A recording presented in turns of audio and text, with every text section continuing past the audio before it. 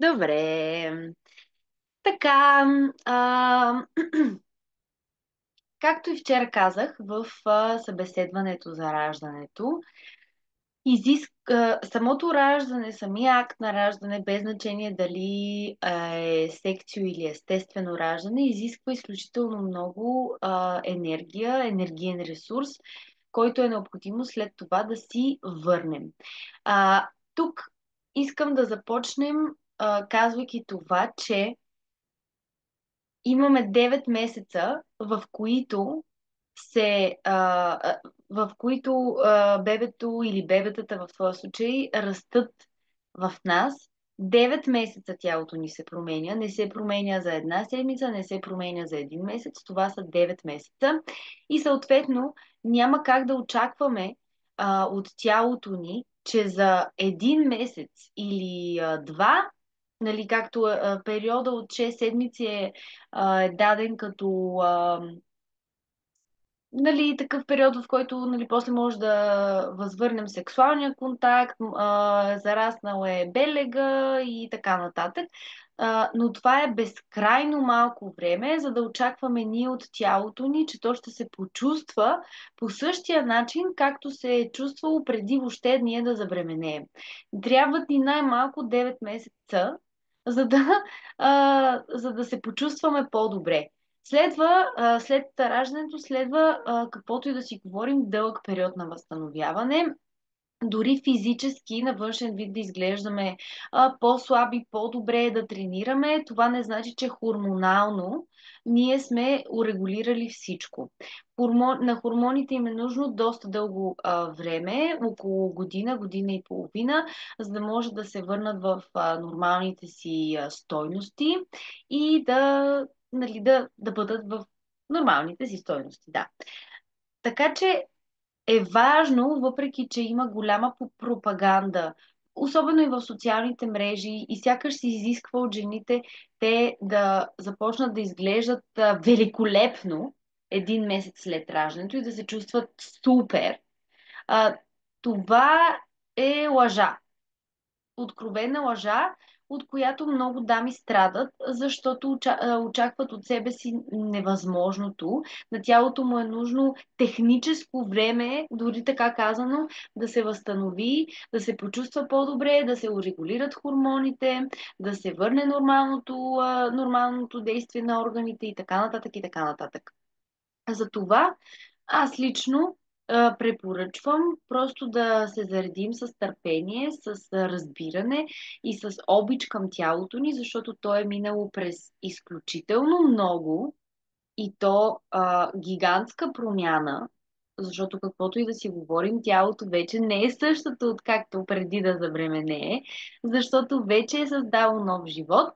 Затова, дарявайки тялото си с любов и с разбиране, всъщност ние правим първата и най-важна стъпка в възстановяването ни. Нещо много важно, китайците в традиционната китайска медицина наричат първите 40 дни след раждането златния месец, който е много ключов, тъй като огромен енергиен ресурс е изразходен за раждането, тъй като тялото на жената кърви все още и тя е податлива на... Те смятат, че е много податлива в това време на болести, на някакви осложнения. И китайците също така смятат, че ако някоя дама се разболее от нещо в този първи месец, златен месец след раждането, тази болест остава за винаги, защото това е много деликатно време. Не случайно 40-те дни след раждането в а, православната църква, аз не го вярвам по този начин, но можем да видим, да проследим, че тези 40 дни са ключови. Се счита, че детето все още и майката е мръсна, нали, на 40-я ден се чете молитва, че бебето тогава е много крехко, че има шанс от някакви неприятности, които могат да споходят семейството. Затова и според старите вярвания, първите 40 дни бебето не се изкарва навън, да не бъде урочасано, да не се разболее и така нататък. А, на мен лично ми харесва да вярваме повече в случая на традиционната китайска медицина и да видим, че тези 40 дни са от изключителна важност за майката, така че тя горе-долу да си стъпи на краката. Както казах и вчера, отлепването на плацентата предизвиква огромна рана вътре в матката, която кърви и при всеки друг случай човешкото същество ще трябва да лежи, да се възстановява и да се грижи за здравето си. По някакви неведоми причини от жената се очаква в този период тя да скочи, да рипне и да започне да върши всичко както го е вършила преди. Няма как да стане и е важно да си дадем това право и време. Някой се включи, обаче пише Zoom user и не знам кой е това. Може ли да узная името на този Zoom user? Здравей, чувате ли ме? Чуваме, да. Добре, аз съм Петя. А, Здрасти, Пете. Здрасти, Ели. Извинявам се, че се къснях. Първо, Ели, извинявам се, че те прекъсвам, не знам каква ви е темата. Аз много да благодаря за йогата по време на моите бременност, защото ми беше супер полезно. И Между много... другото, Петя, в момента ти влизаш и Марта също очаква близнаци. А, така ли, чудесно. Да. Моите вече ги има, затова не знам колко ще мога да бъда активна, но да.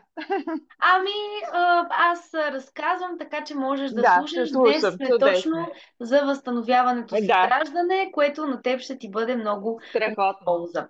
Кажи ми Благодаря. само, Петя, колко време мина от раждане? 5 месеца вече. 5 месеца. Добре, Да, супер. да.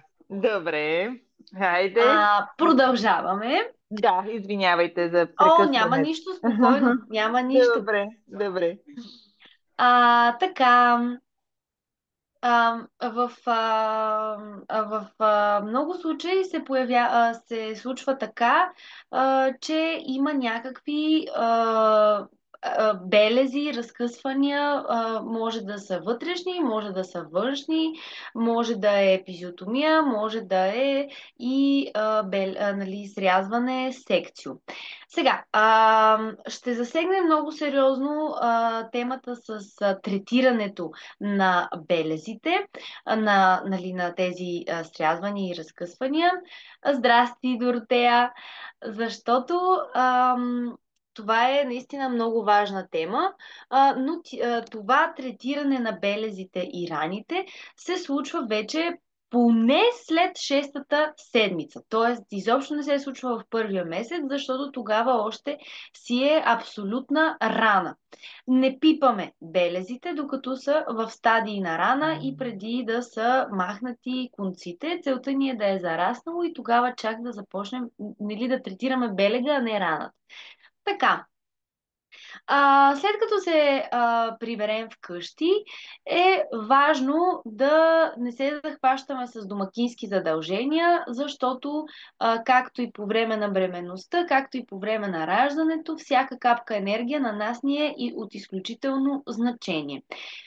Силно ви препоръчвам, ако решите вие да си готвите, предварително последния месец да си направите някакви подкрепящи супи, манджи, храна, която е топла и питателна.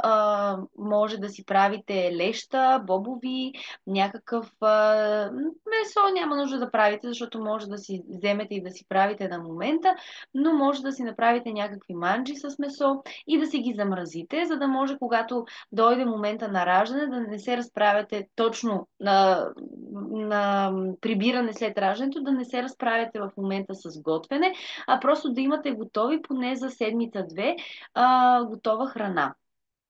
Ако имате баби, които са в близост и живеят до вас, ви препоръчвам да ги помолите първия месец да ви готвят вкусна, питателна храна, чрез която да връщате силите си. Много е хубаво да се храним с първо. Хубаво е да пием кокосова вода. Кокосовата вода много помага за дълбоката хидратация, така че и мисля, че има и електролити вътре в нея, така че кокосовата вода е чудесно решение, заедно с обикновената, разбира се. Хубаво е да се храним с млечни продукти и с месо, които са от проверени източници, от пасищни животни, да ядем сирене, масло, кашкавал, месо, което ни дарява с сили и енергия, защото е важно да започнем да връщаме всички изразходени полезни вещества, витамини и минерали, които тялото е загубило по време на раждането. Също така, пак напомням, че след раждането започва едно кървене. Кървенето и загубата на кръв внасят студ в тялото и е необходимо ние да внасяме топлина. Затова е хубаво да проверите кои са храните и подправките, които внасят топлина в тялото. Това са джинджифил, канела, кардамон, черен пипер. Това са подправки, може да си правите чайове от тях. Много е вкусен чая. Нарязвате пресен джинджифил на малки парченца, пръчка канела и няколко зранца черен пипер. Това нещо се слага в студена вода, вари се, оставя се да си стои вътре. Тези съставки можете да ги преварявате, т.е. да ги използвате още два или два пъти е оптималния вариант и да пиете чай, защото този чай внася топлина в тялото и е много подходящ.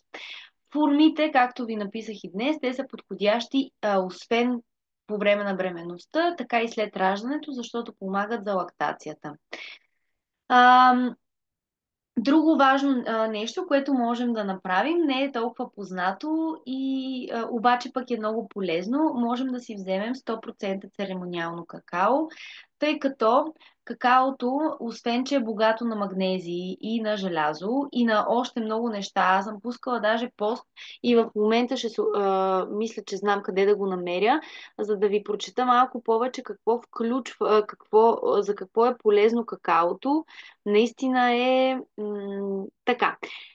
Какаото е супер храна, защото съдържа полифеноли и катехин, които са силни антиоксиданти. Съдържа протеини и масни киселини, терезин, който подпомага функцията на епифизата и надбъбречните жлези, аргинин, който поддържа имунитета и доброто здраве на черния дроб, аланин, който засилва устойчивостта на стреса и фениланин, който поддържа нервната система. Като обаче не това е най-важното. Най-важното е, че в какаото, в 100% церемониално какао, това е важно да се уточни, не в шоколада, там е много по-малка нали, дозата на елемента теобромин. Теоброминът е кристален алкалоид, който има много благоприятно влияние върху сърцето и неговата най-голяма сила е, че поддържа доброто настроение, веселието, повдига тонуса. Наричат го скрития стимулант на сърцето, защото засилва чувствеността и го размеква. И заради това и всъщност какао церемониите са толкова силни и мощни. На първо място е заради този елемент теобромин. Така че може да си вземете. Също така искам да ви кажа, че не знам поради каква причина сме свикнали, когато някоя наша близка жена роди, ние да почнем да подаряваме подаръци на бебето. Не знам защо, то си има абсолютно всичко. Заради това си казваме още докато сме бременни, от кой какво искаме да ни подари за бебето. Аз лично ви препоръчвам да споменете на вашите приятелки, че когато родите, искате да получите неща за вашето възстановяване. Защото когато жената се чувства добре, когато тя се грижи за здравето си, може да се грижи пълноценно и за своето бебе и съответно кърмата има много повече хранителна и добавена стойност, отколкото ако е тотално изтощена, защото кърмата, знаете, тя е много се променя предвид това какво пием и ядем и предвид емоционалното ни състояние. Има хиляди примери за това как от силен стрес кърмата може да спре, може след това да се върне, но може и да не успеем да я върнем. Затова аз лично препоръчвам да им кажете, че могат да ви направят такъв пакет, например, с храни, които подпомагат здравето ви, ви подготвят. Може да ги помолите да ви изготвят нещо, да дойдат да изчистят. Това ще бъде най-големия подарък, според мен, отколкото да ви подаряват някакви други неща за бебето. Може да ви подарят ваучер за масаж. Въобще могат да ви подаряват такива неща, да ви подаряват времето си, да дойдат да ви видят как сте, да си поговорят малко с вас. Въобще, разбирате ли? Намекнете им го това нещо, кажете им, че няма нужда да купуват неща за бебето. Ако имате нужда от нещо, разбира се, да вземат за бебето, може да им кажете това, но може да им кажете и, че искате да ви подарят и нещо за вас, за да може да се възстановите бързо. Както казах, с чистенето. Това може да помолите също така и бабите, които искат така или иначе да прекарват времето с новороденото. Помолете ги първия месец да ви помагат с домакинските задължения. Пак казвам, този златен месец, освен че е за възстановяване, то е и за напасване. Двойката се напасва с бебето, свиква с новия режим, опознава се с детето, вече виждайки го с очите си, пипайки го физически. Мъжете, особено те в този момент, в който видят детето, започват вече да осъзнават, че са бащи. Допреди това е малко като химера, нали, говори се, но те не могат съвсем да го осъзнаят, понеже не го усещат и физически не го виждат. Просто виждат един корем. Когато вече видят детето, при тях започва осъзнаването, че те са родители и делегирането на някакви задачи, които да ги вършат само бащите, много засилва връзката между баща и дете. Например, може да направите така, че само бащата да го къпе. Нали, разбира се, първоначално може да го къпете заедно, за да видите как е, какво е, що е, особено ако е първо дете, е непозната територия. Много бащи се притесняват да гушкат новородените бебета, защото си мислят, че ще им направят нещо. Това се случва особено и при мъже, които нямат по-малки брати и сестри.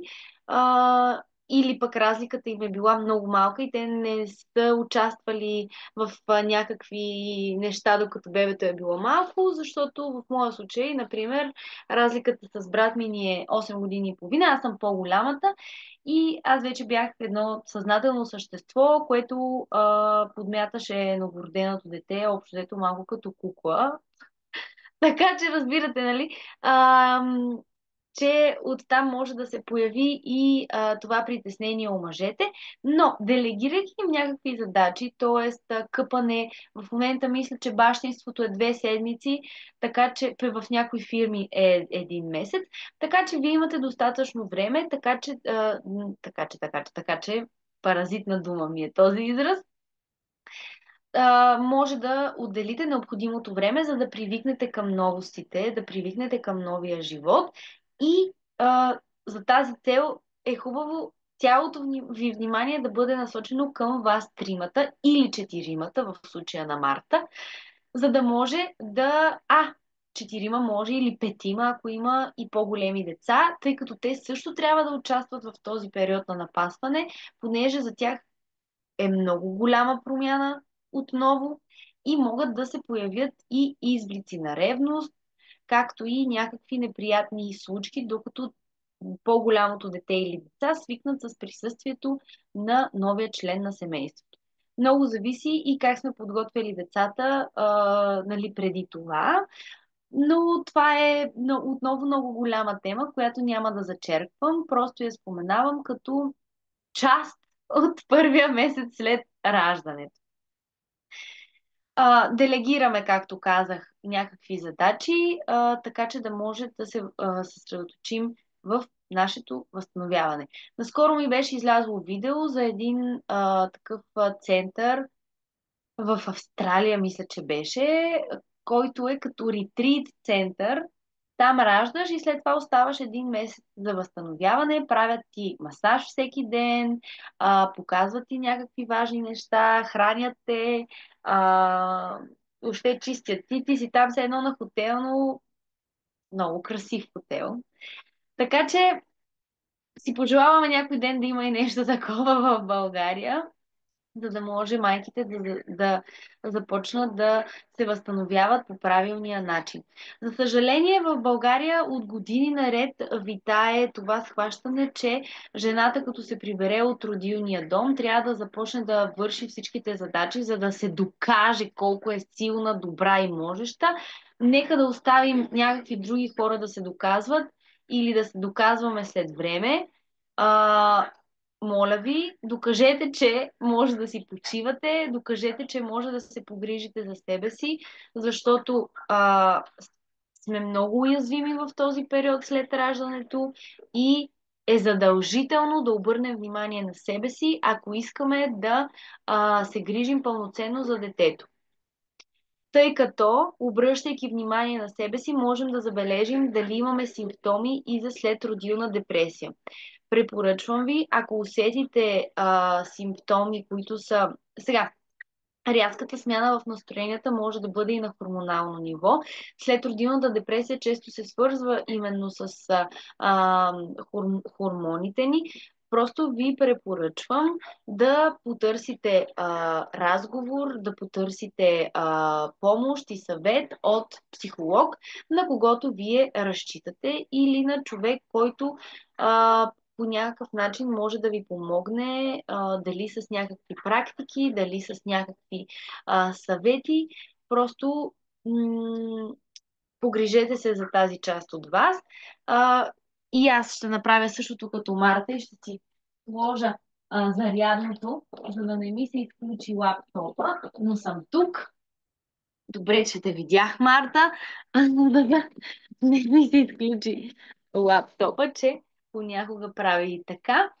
Аз ще ви изпратя контактите на моята приятелка и колежка Александра, с която правим събития заедно. Тя е холистичен психолог и работи както с методи от психологията, така и с психотелесни практики, за да може, ако имате нужда, да потърсите помощ. В началото на декември ние двете с нея организираме женски спа уикенд, който е подходящ като събитие и за бременни. Но аз ще ви изпратя повече информация по-късно днес или утре относно това събитие. Ако решите да се включите, ще бъде много полезно, а и можете да усетите Александра като човек и да знаете дали е вашия човек в случай, че имате нужда от помощ и подкрепа след това.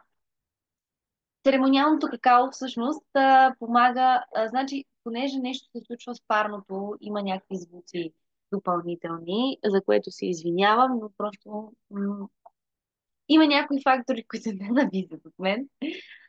Ам, Церемониалното какао може да бъде от огромна полза именно за следродилната депресия. Това не е нещо срамно. Има жени, при които продължава по-дълго време, има жени, при които продължава много кратко, има и такива, които нямат симптоми на следродилна депресия. Но винаги е добре, ако искате дори един разговор, една сесия да направите с човек, на когото разчитате, специалист, би било добре просто за отново за грижа за себе си. Така, казахме основните неща, които... хубаво е да...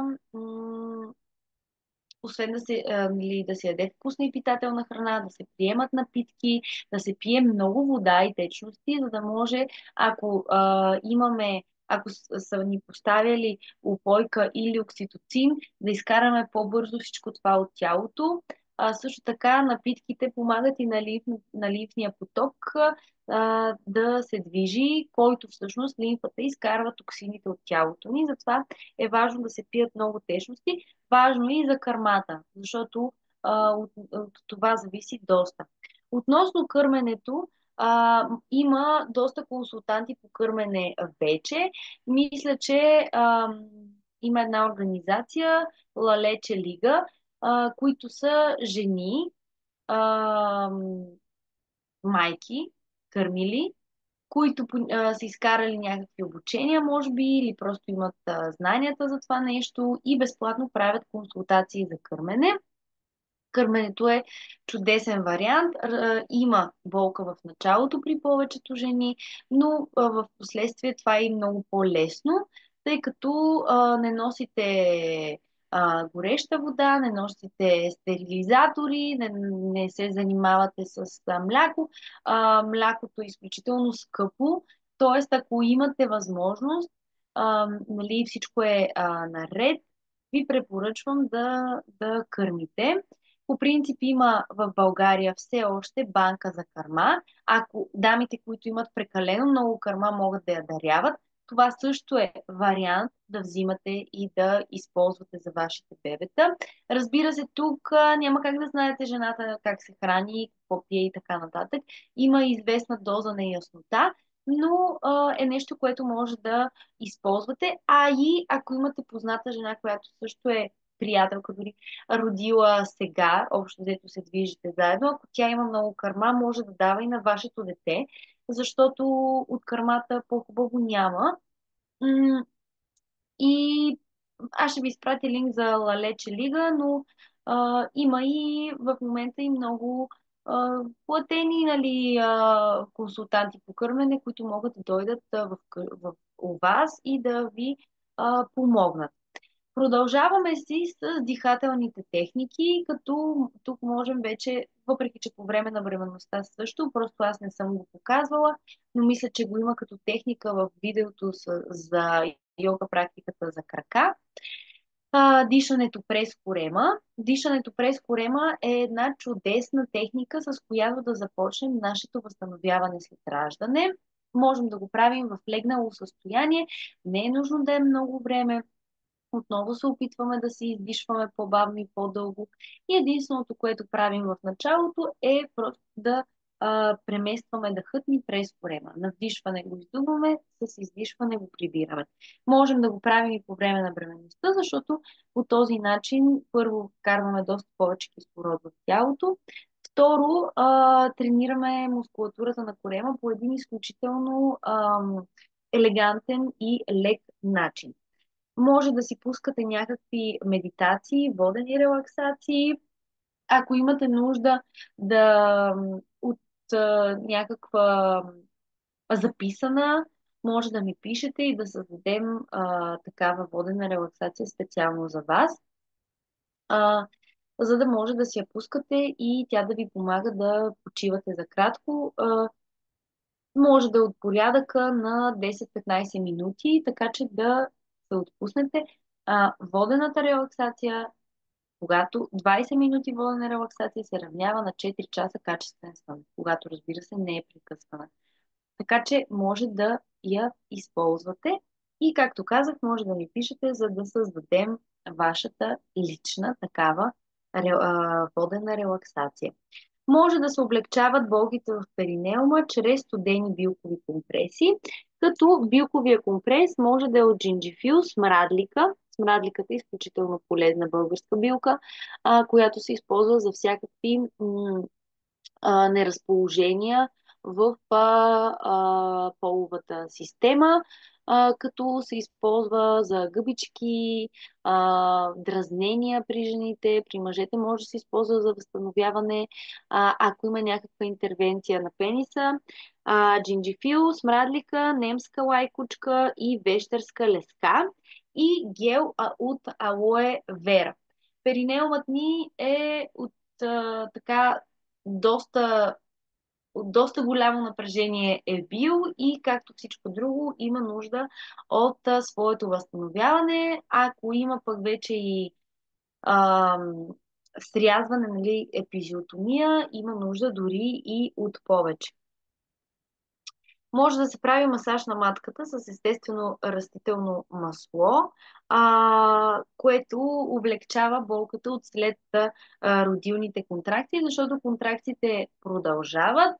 Производството на окситоцин се стимулира много по време на кърменето и тогава може много да се усещат тези контракции. Те продължават, за да могат да помогнат на матката да се свие.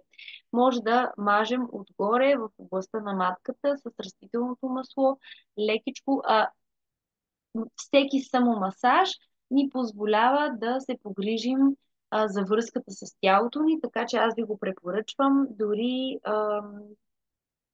не е задължително да има, примерно да сте родили, да си правите самомасаж. Много е хубаво. Може да си правите масаж на корема с затоплено масло, което може да е сусамово, бадемово и жужоба. Сусамовото масло само по себе си, дори да не е затоплено, то внася топлина в тялото и може да си го слагате на салати. Както казахме, за да регулираме нивото на студ в тялото.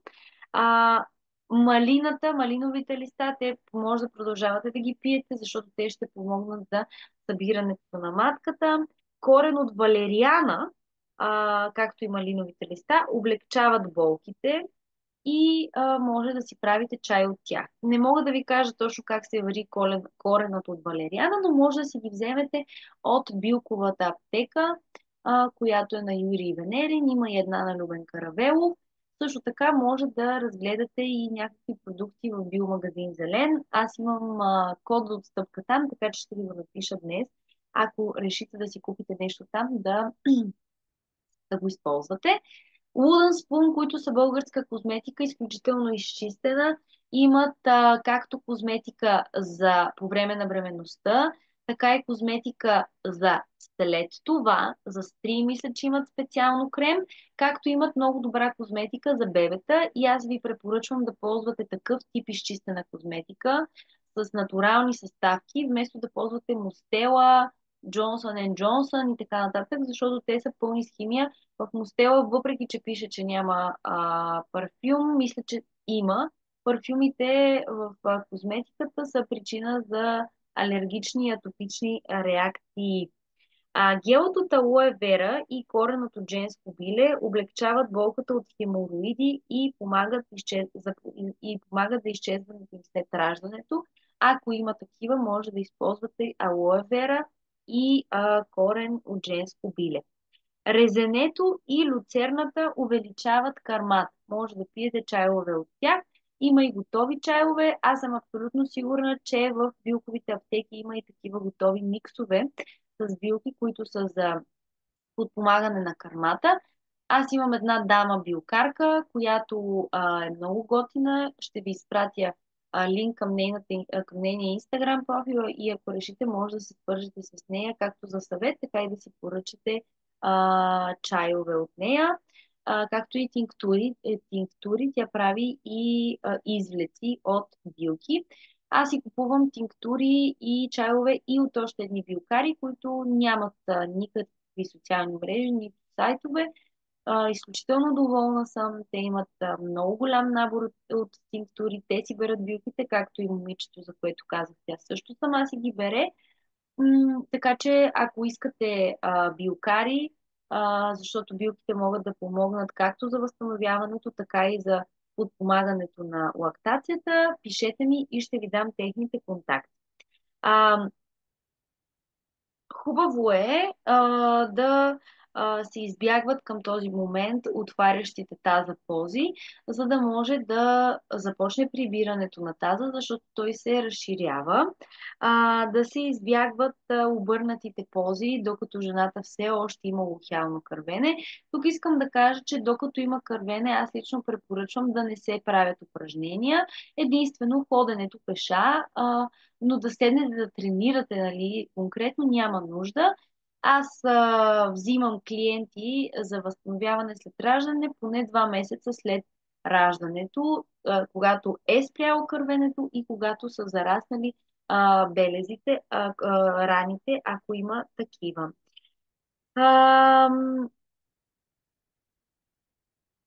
Хубаво е да проследявате раните, да сте сигурни, че са зараснали и можете след това, минимум 6 месеца след раждането, да започнете именно с масажите на белезите, без значение те дали са вътрешни или външни. Това е една книга, която е изключително полезна. Strong Foundations на Клер Бурне. Тя е английска физиотерапевтка, която се занимава. Тя е физиотерапевт на тазовото дъно.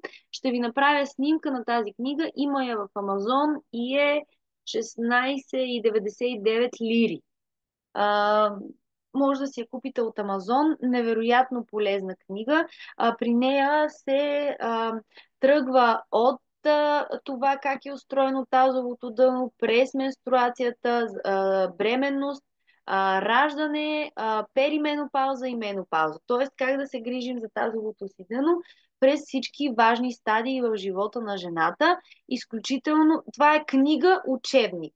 Аз научих много неща от тази книга и в последствие обогатявам знанията си, защото информацията от нея става все по-нашумяла и така нататък.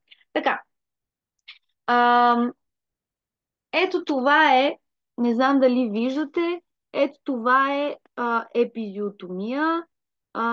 Тя не се прави надолу, прави се малко в страни и този белег можем да започнем да го масажираме, като първо се убеждаваме, че а, нали, раната е заздравяла, махнати са конците и така нататък.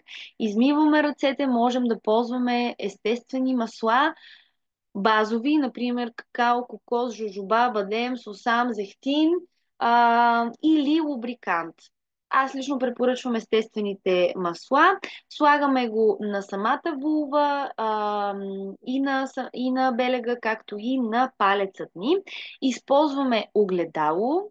Много е важно, чисто от физическа гледна точка, за да видим точно къде е нашия белег, да видим откъде до къде се простира и да може да третираме него, а не просто другите части.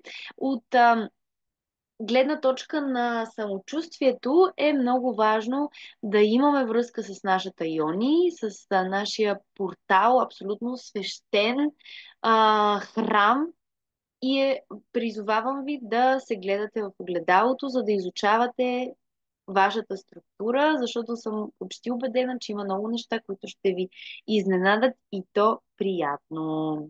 А, Както казах, може да правим и външен и вътрешен масаж. Ако се налага, ако има и вътрешни и външни разкъсвания, започваме от отвън и след това започваме вътре. Първо започваме, разбира се, с много елегантни, леки движения и започваме да правим кръгове, спускайки се и минавайки през целият ни белег. Много, много финно, много леко, не натискаме. В последствие вече може да добавим много фин натиск, за да връщаме и усещанията в тази зона. Може 10-15 пъти да го направим и след това започваме с вътрешния масаж, както и при който беше вчера, но вие не сте били вчера, тая част, за съжаление, не се записа. Както можем да разтягаме мускулите на влагалището, използвайки първата фаланга на палеца, ако това е нашето влагалище, вкарваме палеца и с много фин натиск започваме да минаваме в едната и в другата посока, по този начин угъвкавяваме. По същия начин го правим и сега. Пак казвам, много леко, без да бързаме и без да натискаме прекалено много. Може да го направим десетина пъти. И всъщност, правейки го в началото, да усетим къде точно се намира белегът вътрешния, защото него е много трудно да го видим. Може да задържим с финно много фин натиск, разтягайки от едната страна за 30 секунди, след това да се преместим от другата страна за 30 секунди и това цялото упражнение можем да го правим няколко пъти в седмицата. Ако има продължаваща болка, дискомфорт, ако усещате, че белегът ви е прекалено чувствителен и не може да го докоснете, като такава, като рана, е задължително да се обърнете към лекар и да проверите какво се случва, защото може да има някакъв допълнителен проблем. А, Това е за масажите, които се случват около и вътре във влагалището. Продължаваме след това с масажа на белега от секцио. Така, а, защо си масажираме белега, секцио? Защото това първо ни помага да се свържем с тялото, помага ни да намалим придърпане, ако има в областта на белега, помага ни да върнем чувствителността в тази област, защото това е често срещан проблем. Има жени, които се случва и години след самото раждане да нямат чувствителност в тази зона, което е притеснително.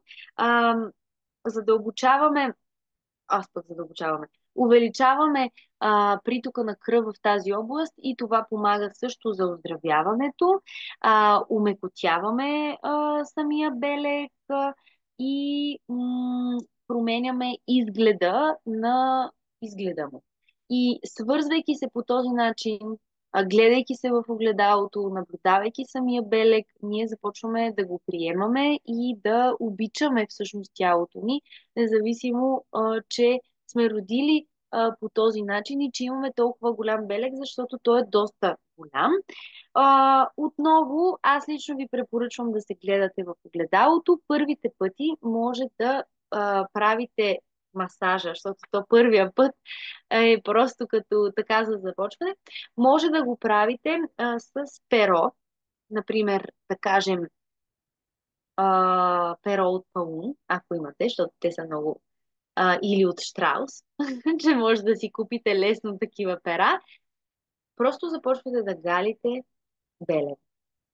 Галите го, това. Първия път, първия ден може да е само това. Погалването може да е включително финно докосване, но отново връща чувствителността.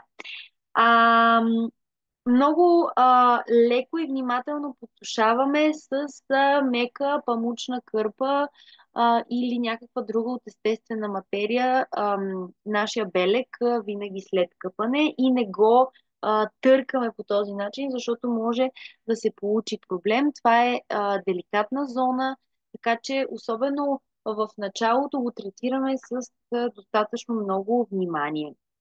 Когато вече е зараснала раната, вече е белег, можем да започнем с масажа.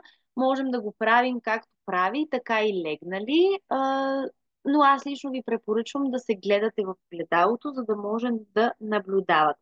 Отново можем да използваме натурални масла. Както ви казах вече, може да си изберете. Има варианти, като не е нужно да прекаляваме и супер много масло да слагаме, защото все пак искаме кожата да диша. Започваме отново с кръгове, които минават през целия белег, плюс отдолу и отгоре. Движим се в едната посока, след това сменяме посоката на кръга и отиваме в другата посока. Това го правим няколко пъти, като в началото може да го правим без абсолютно никакъв натиск. След това вече можем да включим много лек и фин натиск, който в последствие да увеличим, но въпросът не е да натискаме. Натиск означава, че просто както си правим, ето това е погалване, но ако вече натисна, разбира се, в момента преувеличавам, за такъв натиск говоря.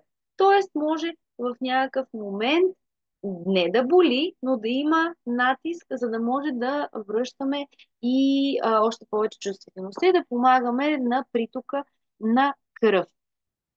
Това нещо може да го правим по 10-15 минути на ден, като това е горната най-дългото време. Започваме с една-две и постепенно увеличаваме, защото целта ни е да първо да направим, нали, да се възползваме от всички тези плюсове на масажа и второ да проверим самите ние дали всичко е наред с нашия белег.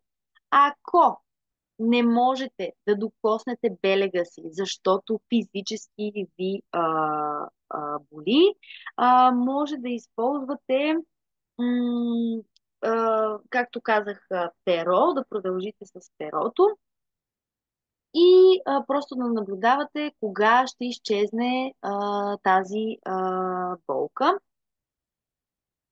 Не, всъщност прощавайте, ако има болка и то дълго време след като сте родили, това нещо трябва да се изговори с лекаря, но ако се страхувате да го докоснете, това вече е друго. Ако се страхувате да го докоснете, тогава може да използвате перото. Хубаво е да прилагате различни текстури върху самия белег. Ето, перото е една текстура. Може да използвате чиста четка за грим, може да използвате някакви коприна, лен, и не да търкате по самия белег, ами да просто да минавате върху него елегантно и лекичко с съответната текстура, защото това подпомага връщането на усещанията ни. А, Ако белегът продължава да е червен и сякаш възпален, отново се консултирайте с лекар, защото има възможност да има някакъв проблем. Много важно нещо, без значение дали говорим за белега, за формата, в която влизаме, за прибирането на корема, не се сравнявайте с другите жени. Особено забравете да се сравнявате с жените в Инстаграм. А, Много често това, което виждаме, не е истина. И другото, което е, всеки човек има различно тяло, различно време за възстановяване. Вие сте точно там, където трябва да бъдете и няма нужда от сравнение. Обичаме тялото, приемаме го такова каквото е и през любовта го променяме и го правим по-здраво. Така, нещо, което може да се появи след раждането е пролапс.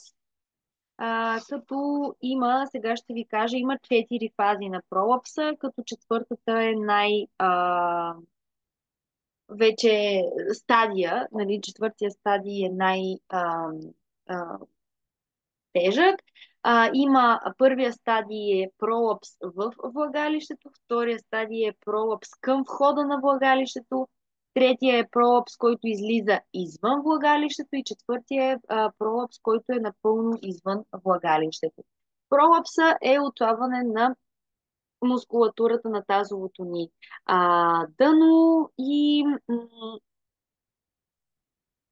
съответно този хамак, който представляват мускулите на тазовото дъно, толкова отпуснат, че органите в малкия таз започват да се спличат надолу и ние усещаме тази тежест, като четвъртия стадий вече се налага оперативна намеса. А, и те са различни видове пролапси. Има пролапс на външната стена на влагалището, на вътрешната страна на влагалището, пролапс на матката и пролапс на спода. Като пролапса може да се, особено ако е в първите два стадия, които не са толкова напреднали, може да се третира с упражнения, иони яйца. Иони яйцата са от плоскоподсебни камъни, те се поставят вътрешно във влагалището, за да може да правите упражнения с тях и са много подходящи за лечение на пролапс. Упражнения, които помагат и за коремната мускулатура, и за тазовото дъно. Както и има такива устройства, които отново могат да се поставят вътрешно и са с някаква много минимална тежест. М, Също така, когато вече се стигне до третия стадий, може да се използват такива уреди, които пускат нискочастотен ток, за да активират мускулите, да започнат да се свиват и отпускат. Може да се използва и вибратор, за да усеща тези вибрации в влагалището. При четвъртия стадий, както казах, тук най-вероятно ще се наложи такава интервенция оперативна, защото е доста сериозен проблем. Така,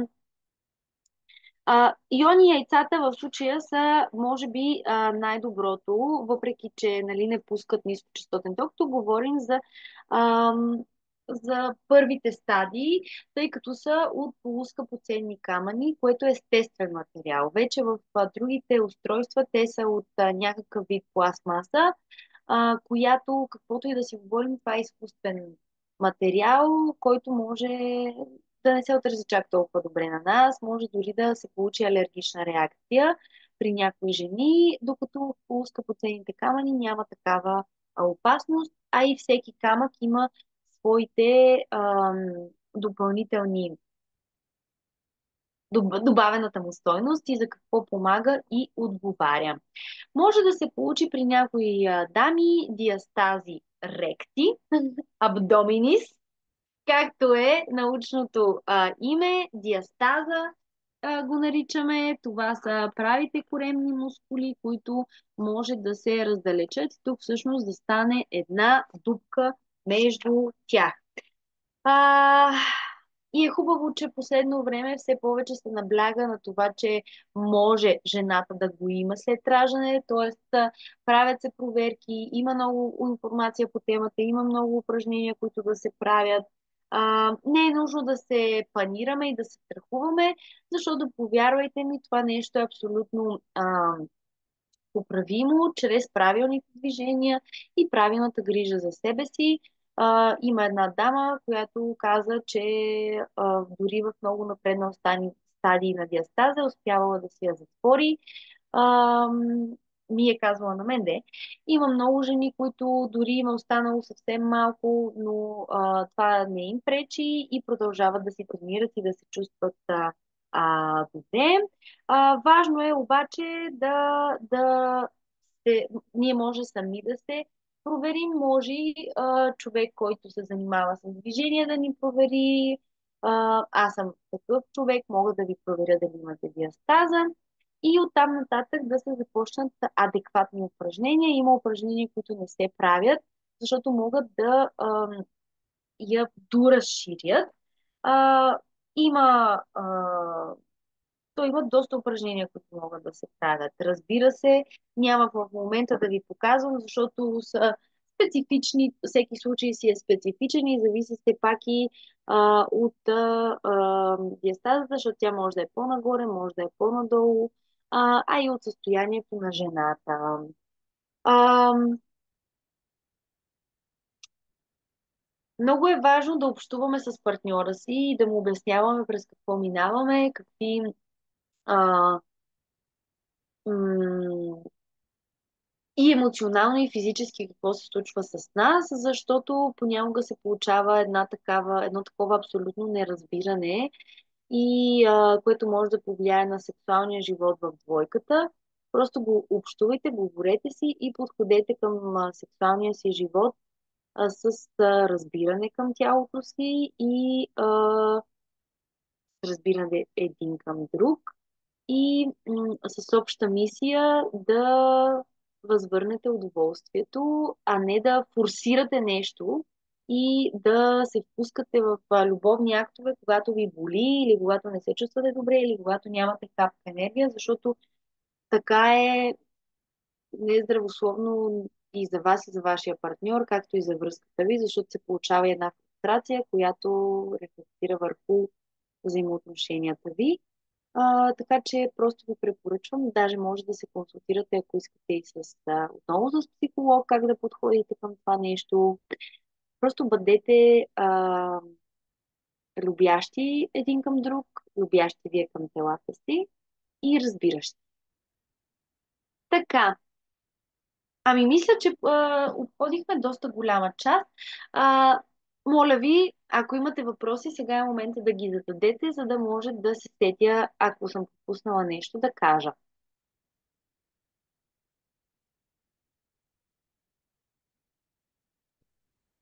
Аз исках да те питам дали можеш да ни препоръчаш някой масажист, колега, който се занимава с бремени или за възстановяване чрез масажи след това. Значи, аз ходя при един масажист, който е много готин, но не съм сигурна дали той прави масажи на бремени. Ще го питам и ако прави, ще ви изпратя контакт. Има едно много хубаво студио до НДК, Green Health се казва. Там дамата, която е собственичката, сега ще го напиша в чата, а, то е до НДК улица Бузлуджа, мисля, че е улицата. Дамата, която е собственичката, тя се е обучавала в Русия преди години по традиционна китайска медицина и мисля, че тя може да ви свърши чудесна работа за масаж за бременни. А, да, при нея може да отидете за масаж за бременни. Мисля, че може да отидете и на възстановяване там. Тя прави много хубав масаж не на бременни жени, на корема и яйчниците, лечебен. Но при този човек, Димитър се казва моя масажист, може да ходите и след това. Той беше в това студио, но в момента вече не е. Той е много добър. Последните обучения, които направи, бяха в Бали и има разлика. Той има най-различни обучения, които е карал. Използва и камъни, такива топки от скъпоценни камъни, с тях също масажира и е много добър. Аз съм огромен фен на масажите и съм претенциозна. Като кажа, че искам цяло тяло, искам от пръстите на краката до върха на главата, час и половина да се размажа от кеф. Така че той е много добър. А него как може да намерим сега? Аз Или... ще ви изпратя неговия, не съм сигурна дали му имам телефона, май да, защото си пишем в Инстаграм, но мога и Инстаграма да ви изпратя и телефона, така че няма проблем. Мерси. Други въпроси? Може да не са въпроси, де, може да искате да ми споделите нещо, да споделите някакви преживявания, някаква опитност. Може да споделите и дали ви е било полезно това нещо, цялото, за което си говорим.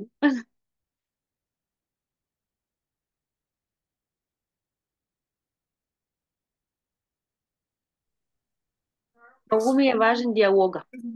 Интересно. О, радвам се. И исках още нещо да те питам за... Питай. То не знам, то не е малко по темата за възстановяването, ама за тези кинези ленти, какво мислиш? Дали може човек сам да се пробва да ги ползва по време на бременност, евентуално след възстановяване, или може да си навреди? Аз не съм ползвала никога до сега кинези ленти и тейпове. Знам, че има хора, които ги използват сами. Виждала съм, че някои жени си слагат на бременния корем, за да... Не съм сигурна за какво, но съм виждала снимки, че си слагат. Не мога да кажа нищо по темата, просто защото не съм ползвала и не знам. Така че, може би, трябва да питаш някой физиотерапевт. Да. Аз бях вчера и ми сложиха и много ми помогна. И за втори път ми се случва така да просто да ме залепат някъде и да усетя веднага някаква разлика. И затова ми беше да, ще трябва да я питам. Да, питай по-скоро тази дама и може да я попиташ да ти покаже някакви видове залепвания, които да си правиш и самостоятелно. Може да я питаш дали да ползваш и за корема. Да.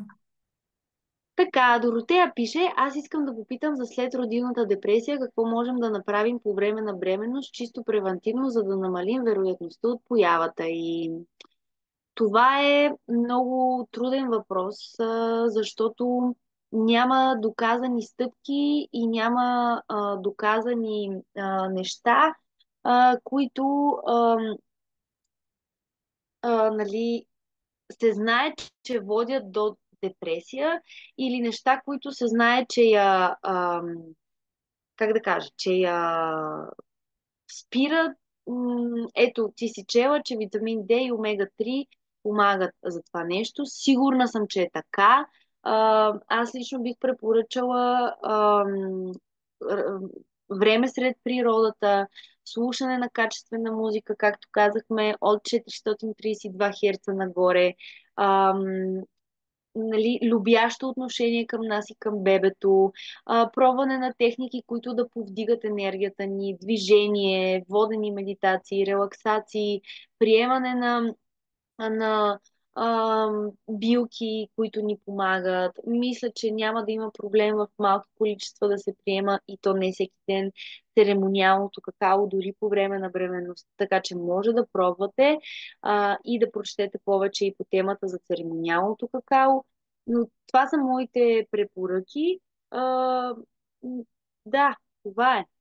Не мога да кажа със сигурност какво би помогнало за това да нямаме, както и какво може да, какво ако се случи, със сигурност ще имаме, защото това е свързано с човешката психика, която е изключително променлива и непредсказуема и няма как да кажем със сигурност, че една жена ще страда от следродилна депресия или не.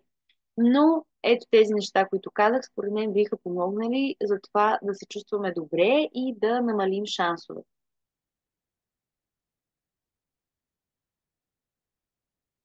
А, Моля. ако има време и аз да попитам. Разбира А да се. те попитам за аз, понеже имам диастаза, която май късно се усетих, че имам или просто ми се влуши заради това, че почнах да спортувам по-активно по-рано. И ти каза, че можеш да направиш консултация, а къде? В смисъл, как може да го направиме? Можем да се... онлайн също съм правила, но ако искаш аз да ти я проверя физически, ще трябва да се видим някъде в някое студио, например. А, примерно в Solar. Като Мгм. там можем да направим и някакъв план с упражнения, които да започнеш да си правиш в къщи. И след някакво време да се видим пак, за да направим друга програма с Добре. упражнения.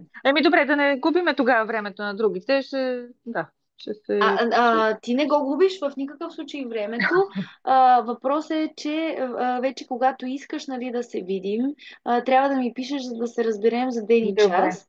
А то А, 5 месеца после това късно ли? Аз, защото четах, че не, много било важно не. рано да се започнало. Не, Не, добре. чакай, то е рано. 5 месеца след раждането е рано, стига. Добре. Има жени, които започват и 10 години след това. Ага, Това добре, добре. вече е късно. Добре. Няма проблем, когато и да започнем, независимо колко време е минало, е супер, че все пак ще започваме и ще обърнем внимание на тая част от нас. 5 месеца изобщо не е късно. А, Мгм. ти все пак си човек, който гледа близнаци, така че чак те поздравявам те, че въобще имаш време да спортуваш. Но просто не знам какви упражнения си правила, но пак казвам, Може би почнем с коремни преси и такива това неща, е които въобще не абсолютно трябваше и забранено, тя се когато е става въпрос поотворила, да. за диастаза. Да, аз не четах, защото реших, че добре съм вече и така. Коремните преси могат да я задълбочат. Да, мисля, че това се получи, да. Затова е важно да се консултираме с нали, движенчески терапевт, който да ни Да. каже какви упражнения да правим, защото коремните преси в случая те са абсолютно излишни и много противопоказни, особено ако има диастаза. Пак ви казвам, подходете към телата си с разбиране. Няма как да очакваме, че 9 месеца тялото ще се е променило и ние след това за 2 месеца ще се върнем към старата си форма, даже по-добра. Нищо няма да ни има, може да правим всичко. Това не е така. Изисква се време да се върне енергията ни, изисква се време да се намести всичко в тялото. И с леки стъпки да започнем да се връщаме към движението и към възстановяването си, защото бързаме ли, първо, че се скапваме, второ, че може да стигнем ето до задълбочаване на проблем, който може изобщо да не е бил толкова сериозен. Други въпроси?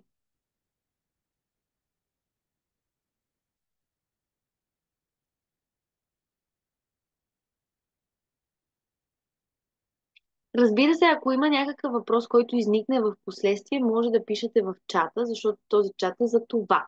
Няма проблем да ми пишете и в последствие. Аз ще отговоря, а стига нали, да мога да отговоря на въпроса, който ми задавате.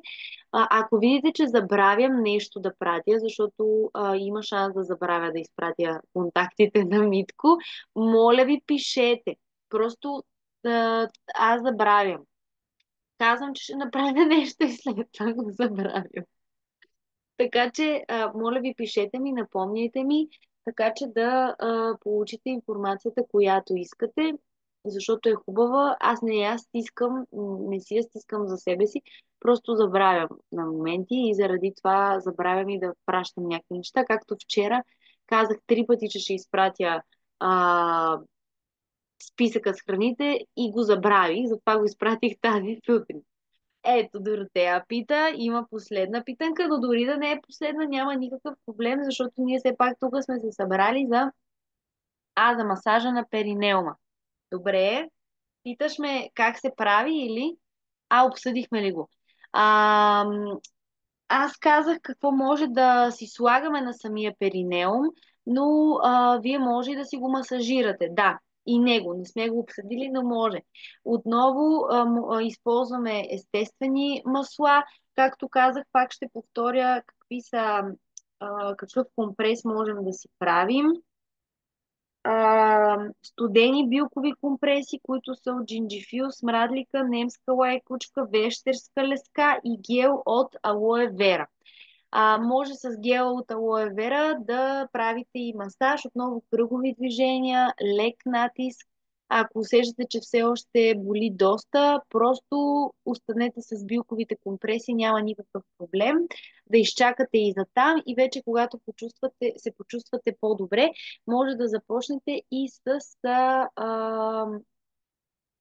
самия масаж.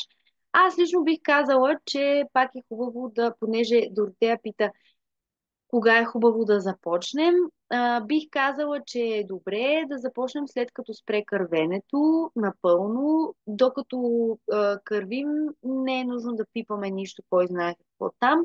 Може просто да си направим компрес, защото си го слагаме, нали, като превръз. Преди раждане. Също можем да се правим, да.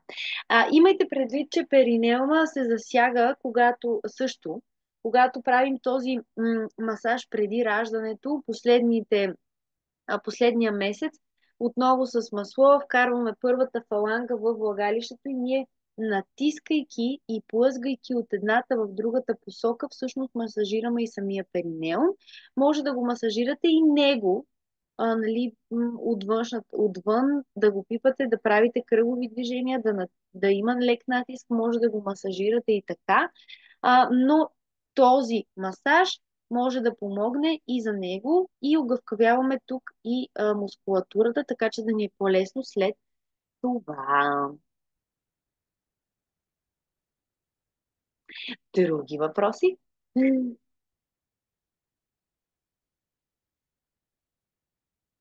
Малко трудно стигам. Да. А, Това за стигането, особено вече като стане и по-голям корема, е трудно. Използвайте огледало, за да наблюдавате и не знам, може да го правите и от някаква... Намерете си позицията, която ще работи за вас, така че да става, но с големия корем е трудничко. Разбирам. Ръката не е се удължава. Да, но търсете пози и все някоя поза ще бъде удобна, за да си правите този масаж. Добре. Ами, ако няма други въпроси, ви благодаря, че се включихте. За мен беше огромно удоволствие да си поговорим за тази толкова важна тема. Днес ви пуснах в групата упражнения за тазовото ни дъно, които може да си правите и след като сте родили и преди това. Така че може да ги пробвате и да напишете как се чувствате след тях. Както и ако искате да споделите нещо, този чат е за това. Защитено пространство, пространство на подкрепа. За мен е удоволствие, когато си общуваме с вас там, така че давайте. И след малко ще пусна и записа от тази среща. Благодаря ви много Благодарим. и ви пожелавам един чудесен ден. Да, И на теб. благодаря. Хубав ден и на тебе и на вас, на всички момичета. Хубав ден! Спирам записа.